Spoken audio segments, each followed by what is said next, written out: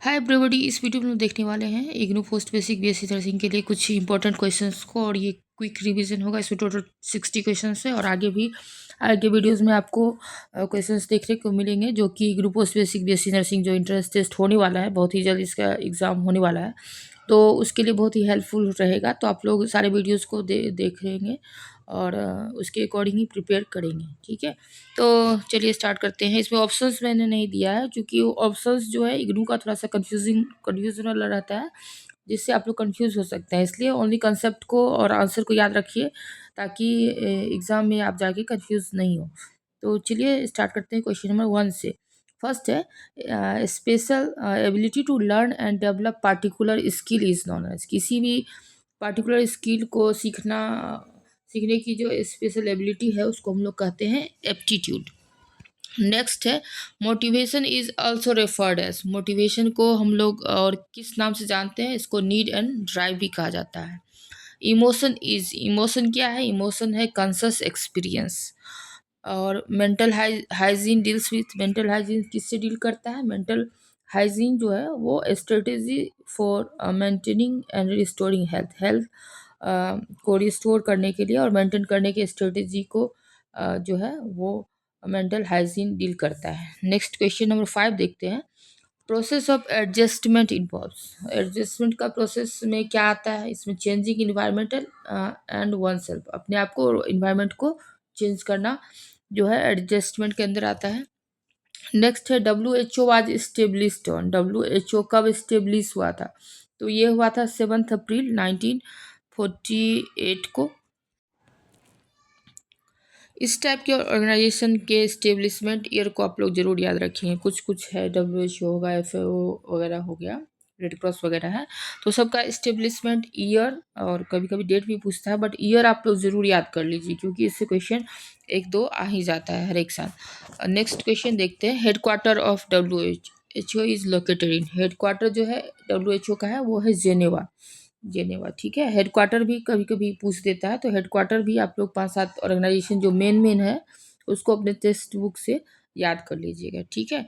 और full form देखिए, organisation का फुल फॉर्म भी कभी कभी आ जाता है, तो यहाँ पे देखिए फुल फॉर्म पूछा गया है UNDP का। UNDP का है यूनाइटेड नेशंस डेवलपमेंट प्रोग्राम। अगला है FAO। FAO कब इस्टेब्लिश हुआ था? ये इस्टेब्लिश हुआ था आपका 1945 को, food and agriculture organisation. Next है CARE was established in. CARE कब इस्टेब्लिश्ड हुआ था? ये भी 1945 में ही हुआ था। नेक्स्ट वन है what is full form of CARE. देखिए केयर का फुल फॉर्म क्या है? केयर का फुल फॉर्म है cooperative for assistance and relief everywhere, ठीक है। केयर का फुल फॉर्म एक दो बार पूछा भी गया है, तो आप लोग इसको अच्छे से याद करेंगे। Cooperative for assistance and relief everywhere. Next है ongoing on the job instructions to enhance performance in present job. अब प्रेजेंट जॉब में हैं, उसके बाद आप चाह रहे हैं कि आप कुछ जॉब इन्हेंसमेंट के लिए कुछ करें, तो ये कहलाता है आपका इन सर्विस एजुकेशन। नेक्स्ट देख लीजिए कंटिन्यू एजुकेशन क्या होता है? एक्सटेंशन ऑफ स्टडी या ट्रेनिंग अपॉर्चुनिटीज़ फॉलोइंग कंप्लीशन या विड्रॉल फ्रॉम स्कूल। स्कूल से निकल के या कि कोई भी जो डिग्री है कंप्लीट होने के बाद जो हम लोग एक्सटेंशन या ट्रेनिंग लेते हैं, तो वो कहलाता है आपका कंटिन्यूइंग एजुकेशन। तो अगर आप डिस्टेंस से पोस्ट बेसिक करते हैं तो ये क्या कहलाएगा? इस टाइप का क्वेश्चन आता है, तो ये आप लोग कमेंट करके बताएंगे कि ये इन सर्विस एजुकेशन है या कंटिन्यूइंग एजुकेशन है, ठीक है। नेक्स्ट है nursing journal of India is published by. Nursing journal जो इंडिया का है वो पब्लिश किसके द्वारा होता है? TNI के द्वारा। TNI का फुल फॉर्म क्या है? Trend nurses association of India. Next है tumour marker in ट्रोपोब्लास्टिक tumour. ट्रोपोब्लास्टिक tumour का जो ट्यूमर मार्कर टेस्ट होगा उसमें क्या हम लोग डिटेक्ट करते हैं? तो ये SCG हार्मोन को हम लोग डिटेक्ट करते हैं। नेक्स्ट वन है painful sexual act is termed as. Painful sexual act जो है डिस्फेरिनिया होगा, ठीक है। ये क्वेश्चन भी पूछ देता है। नेक्स्ट है fetal movement felt by mother eight 18 to 20 weeks. तो 18 to 20 वीक्स में जो फीटल मूवमेंट फेल्ट होता है उसको हम लोग क्विकनिंग कहते हैं। नेक्स्ट है मीनिंग ऑफ ओलिगोहाइड्रोमिनस। ओलिगोहाइड्रोमिनस क्या है? ये है less than 200 to 500 amniotic fluid volume, ठीक है। और AFI जो होगा लेस देन 5 सेंटीमीटर हो जाएगा, तो इसको हम लोग एलिगोहाइड्रोमिनस कहेंगे। और पोलिगोहाइड्रोमिनस क्या कहेंगे, किसको कहेंगे, वो आगे आप लोग क्वेश्चन मिलेगा। ठीक है, जो कॉमनेस्ट कॉज ऑफ पीपीएस का है, जो पोस्टमार्टम हेमरेज का है, वो कॉमनेस्ट कॉज क्या है, तो सबसे कॉमन कॉज जो है पीपीएस का है एटोनिसिटी ऑफ यूट्रस। तो एटोनिसिटी किसको कहेंगे, तो failure of uterus to contract after delivery, delivery के बाद जो कॉन्ट्रैक्ट नहीं कर पाता है यूट्रस, तो उसी को हम लोग कहते हैं एटोनिसिटी ऑफ यूट्रस। तो इसकी वजह से पीपीएस ज़्यादातर केसेस में होते हैं। नेक्स्ट है टर्म पोलीहाइड्रोमिनस मिस। पोलीहाइड्रोमिनस मिस देख लीजिए, more than 2000 ml amniotic fluid जब हो जाएगा तो उसको हम लोग पोलीहाइड्रोमिनस कहेंगे, और लेस देन 200 ml अगर एमनियोटिक फ्लूइड होगा तो उसको ओलिगोहाइड्रोमिनस कहेंगे। ठीक है, total weight gain during pregnancy, pregnancy के ड्यूरेशन में कितना वेट गेन होता है, 11 से 12 केजी, कहीं कहीं पे आपको 11 से 13 केजी भी मिलेगा, और अगर पाउंड में देखें तो 25 से 35 LBS होता है। नेक्स्ट देख लीजिए, management of partial placenta previa.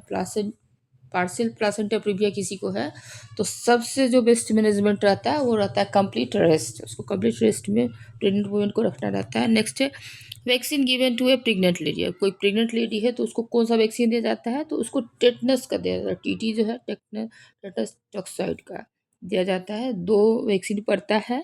ठीक है, और अगर 3 साल के अंदर का प्रेगनेंसी है तो उसमें एक भी टीटी वैक्सीन से काम चल जाता है। बट देखिए लाइव वैक्सीन नहीं देना रहता है प्रेगनेंसी में, और जैसे कि मिजिल्स हो गया, बीसीजी हो गया, ये सब चीज़ें जो है वैक्सीन नहीं देना चाहिए। इस टाइप का भी क्वेश्चन आता है कि कौन सा वैक्सीन प्रेग्नेंट वुमेन को नहीं देना है, तो लाइव वैक्सीन जैसे मिजिल्स या बीसीजी है, ये सब जो है प्रेग्नेंट लेडी को नहीं दिया जाता है।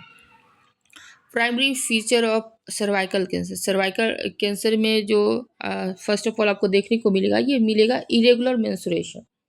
इरेगुलर मेंस्ट्रुअल साइकिल हो जाता है, और इन बिटवीन जो है मेंस्ट्रुअल साइकिल के भी ब्लीडिंग हो सकता है, इरेगुलर ब्लीडिंग। ठीक है, नेक्स्ट है minimum number of antenatal visit. जो minimum number of antenatal visit है 4 है, बट ओल्डर बुक्स में आपको 3 देखने को मिलेगा।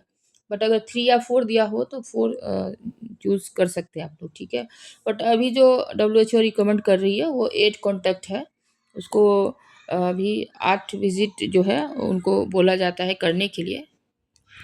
नेक्स्ट है commonest complication of IUD insertion. सबसे कॉमन जो कॉम्प्लिकेशन होता है आईयूडी, जैसे कॉपर टी वगैरह इंसर्ट किया जाता है, तो इसका जो मेन कॉम्प्लिकेशन होता है वो होता है ब्लीडिंग। नेक्स्ट है फर्टिलाइजेशन अकर्स इन। देखिए ये क्वेश्चन बहुत बार पूछा गया, फर्टिलाइजेशन कब हो, किस में होता है, तो ये होता है फेलोपियन ट्यूब में। और फेलोपियन ट्यूब का कौन सा पार्ट में होता है, तो ये होता है फेलोपियन ट्यूब के एम्पुला रीजन में। नेक्स्ट है fetal heart sound first assist. First of all जो फीटल हार्ट साउंड है वो कब आप लोग चेक कर सकते हैं, तो ये 10 से 12 वीक में जो है आप लोग इसको देख सकते हैं। और इसके लिए आपको क्या चीज़ की ज़रूरत होगी, हैंड हेल्ड डॉपलर जो आता है उसके थ्रू भी आप फीटल हार्ट साउंड को एसेस कर सकते हैं। और नेक्स्ट देख लीजिए फीटल ओरिजिन का जो है फुल टर्म प्लासेंटा का फीटल ओरिजिन कितना रहता है। फुल टर्म अगर प्लासेंटा है तो उसमें 80% जो है वो फीटल ओरिजिन रहता है, और 20% जो रहता है वो मेटर्नल जो है ओरिजिन रहता है। और 80% में देख लीजिए इसमें फीटल रीजन रहता है, इसमें कोराइन फॉन्डोसम रहता है, और 20% जो मेटर्नल ओरिजिन रहता है वो डेसिडुआ बेसिलिस रहता है। ठीक है, नेक्स्ट है differentiates anaemia eclampsia from pre eclampsia. Pre eclampsia और एक्लेम्सिया में जो मेजर डिफरेंस होता है वो होता है सीजर का, और ये क्वेश्चन भी 1-2 बार पूछा जा चुका है एग्जाम्स में। ठीक है, तो इसको भी देखेंगे। नेक्स्ट है +2 station fetal head is. +2 station में फीटल हेड कहाँ रहेगा, तो ये रहेगा बिलो इशियल स्पाइन स्टेशन, और पॉजिटिव जो नंबर इंडिकेट करता है कि ये बिलो स्पाइन है, और निगेटिव है एबव स्पाइन हो जाएगा। ठीक है, तो +2 स्टेशन का मतलब हो गया below ischial spine station. Next है in a 75-year-old patient who had undergone hip replacement surgery, which size of cannula is used for IV infusion। 75 साल का कोई ओल्ड पेशेंट है, उसको हिप रिप्लेसमेंट सर्जरी कराया गया है, तो कौन से साइज़ का IV इन्फ्यूजन लगाया जाता है, तो आप लोग को 18 नंबर जो है, जो ग्रीन कलर का आता है 18 गॉज का, उसको प्रीफर करना चाहिए लगाने के लिए। ठीक है, during head injury what is the cause of increase in body temperature? Head injury में क्यों बॉडी टेम्परेचर इंक्रीज होगा? क्योंकि हो सकता है हाइपोथैलेमस इंजरी हो जाए, और हाइपोथैलेमस ही अपना जो है टेम्परेचर कंट्रोल करता है, तो इसलिए टेम्परेचर बढ़ने का ज़्यादा आशंका रहता है हेड इंजरी में। Next, what is the cause of hypovolemic shock? Hypovolemic shock में किस किस की वजह से हो सकता है? बर्न है, सीवियर डिहाइड्रेशन है, या हेमरेज है? इन सब केसेस में हाइपोवोलेमिक शॉक हो सकता है। नेक्स्ट है, what is the cause of anaemia in chronic renal failure? Chronic renal failure किसी को है तो इसका मेन कॉज क्या है? तो इसका मेन कॉज है डिक्रीज इरेथ्रोपोइटिन। इरेथ्रोपोइटिन एक हार्मोन है जो कि किडनी द्वारा ये प्रोड्यूस होता है, तो उसमें कमी आ जाता है, जिसकी वजह से क्रोनिक रीनल फेलियर हो सकता है। ठीक है। नेक्स्ट है, dynamic and purposeful relationship between two people to who approaches mutually defined problems with mutual consideration of each other। अब दो पीपल के बीच में रिलेशनशिप है, म्यूचुअल रिलेशनशिप, जिसमें कि दोनों एक दूसरे की बातों को समझता है, तो ये कहलाएगा आपका काउंसलिंग। ठीक है। ये क्वेश्चन इस टाइप के क्वेश्चन डिट्टो उठा के एग्जाम में दे दिया जाता है, और अगर आप पीछे के क्वेश्चन 10 से 15 क्वेश्चन इग्नू के देखेंगे तो इसी टाइप के क्वेश्चन आपको देखने को मिलेंगे। ठीक है। तो अगर म्यूचुअल अंडरस्टैंडिंग से अगर किसी चीज़ को समझाया जा रहा है, डिफाइन किया जाता है प्रॉब्लम को, तो इसको कहेंगे हम लोग काउंसलिंग। ठीक है। तो और देख लीजिए, technique of counselling in which emotional aspects are more significant than intellectual aspect. अब इसमें जिसमें इमोशनल एस्पेक्ट को ज़्यादा ध्यान दिया जाएगा इंटेलेक्चुअल एस्पेक्ट के, तो उस टाइप का काउंसलिंग कहलाएगा आपका क्लाइंट सेंटर्ड। ठीक है। इमोशनल एस्पेक्ट को ध्यान में ज़्यादा रखा गया तो क्लाइंट सेंटर्ड हो गया। और अगर counselling in which intellectual aspects are more significant than emotional aspect, तो इसमें इमोशनल एस्पेक्ट को ज़्यादा ध्यान दिया जाएगा, तो ये कहला जाएगा काउंसलर सेंटर्ड काउंसलिंग। ठीक है। नेक्स्ट वन है, method of describing the relationship between two measures is termed as. दो मेजर्स के बीच में जो रिलेशनशिप स्टेब्लिश करते हैं उसको कहा जाता है कोरिलेशन। नेक्स्ट है, an index that summarises the degree of relationship between two variables. दो वेरिएबल के बीच में अगर कोई रिलेशनशिप डिग्री इस्टेब्लिश करना है तो ये कहलाता है कोएफिशिएंट। ठीक है। नेक्स्ट है, patient who receive to aching on breathing exercise. ठीक है। एक पेशेंट है जो कि टीचिंग रिसीव कर रहा है ब्रीदिंग एक्सरसाइज से related, pre operatively develop less respiratory complication. In this example what is the dependent variable? Dependent variable और इंडिपेंडेंट वेरिएबल ये आप लोग जरूर पूरा पढ़ लेंगे, क्योंकि इससे क्वेश्चन आपका एग्जाम में आता है। तो अगर किसी को टीचिंग दिया जा रहा है ब्रीदिंग एक्सरसाइज का प्री ऑपरेटिवली, तो इस केस में डिपेंडेंट जो वेरिएबल है वो है आपका रिस्पिरेटरी कॉम्प्लिकेशन, और इंडिपेंडेंट वेरिएबल इसमें क्या हो जाएगा, जो टीचिंग है ब्रीदिंग एक्सरसाइज का वो हो गया आपका independent variable, respiratory complication dependent variable. तो डिपेंडेंट ऐसे एग्जाम्पल दे देगा, उसमें पूछ देगा ये डिपेंडेंट वेरिएबल कौन है और इंडिपेंडेंट वेरिएबल क्या है। ठीक है। नेक्स्ट है, importance of research in nursing is to provide. जो रिसर्च का नर्सिंग में मेन इम्पोर्टेंट है वो क्या है, तो ये क्या प्रोवाइड करता है, evidence based nursing care. Research provide कराएगा आपका एविडेंस बेस्ड नर्सिंग केयर। तो रिकमेंडेड जो OPD nurse to patient ratio है, तो 1:100 है, 100% पे एक नर्स का जो है ओपीडी में पेशेंट रेशियो है। ठीक है। Minimum qualification for GNM admission. GNM admission के लिए जो मिनिमम क्वालिफिकेशन है वो है 12th विथ 40% मार्क्स। जो मैक्सिमम इंटेक जो होना चाहिए इस जेएनएम स्कूल का, जो विथ पेरेंट मेडिकल कॉलेज, तो 100 स्टूडेंट मैक्सिमम इंटेक हो सकता है अगर पेरेंट मेडिकल कॉलेज के साथ है। और जो मैक्सिमम इंटेक जेएनएम स्कूल का विदाउट पेरेंट मेडिकल कॉलेज है या हॉस्पिटल का, लेस देन 300 बिट, तो इसमें 60 स्टूडेंट है। ठीक है। With parental medical college 100 student, without parental medical college 60 student का एडमिशन लिया जा सकता है। नेक्स्ट है, age limit for admission in GNM school. GNM school में अगर जीएनएम किसी को करना है तो जो एज लिमिट है वो 17 to 35 ईयर्स है। और टोटल एनुअल वैकेशन कितना है जीएनएम स्टूडेंट का, 30 डेज है। ठीक है। टोटल सिक लीव कितना अलाउ होता है जीएनएम स्टूडेंट को पर ईयर? 10 डेज है। और ड्यूरेशन क्या है? देखिए ड्यूरेशन भी कभी कभी पूछ देता है बीएससी नर्सिंग, जीएनएम और एएनएम का। बीएससी नर्सिंग का 4 साल, जीएनएम का 3 साल और एएनएम का 2 साल। ठीक है। The component of administration is, administration का क्या कंपोनेंट है? तो ये है ऑर्गेनाइजेशन, बजट एंड इवोल्यूशन।